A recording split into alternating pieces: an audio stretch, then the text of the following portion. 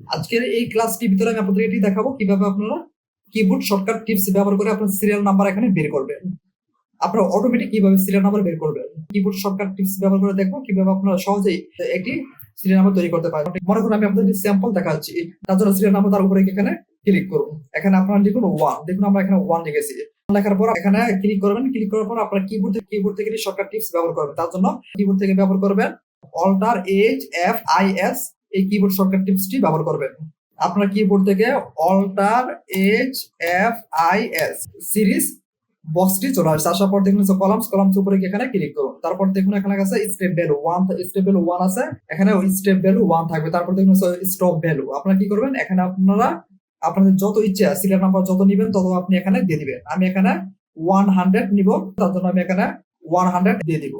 দেখুন আমি এখানে 100 এখানে দিয়ে দিয়েছি। দেওয়ার পর দেখুন ওকে উপরে এখানে ক্লিক করুন। দেখুন ক্লিক করার পর দেখুন আমাদের এখানে সিরিয়াল নাম্বারটা চলে আসছে। দেখুন আমরা একটু এখানে নিচে যাব, এখান থেকে আমরা একটু নিচে যাব।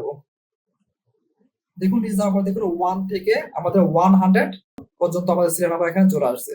তাহলে আপনি যত ইচ্ছে তত সিরিয়াল নাম্বার আপনারা এখানে নিতে পারেন।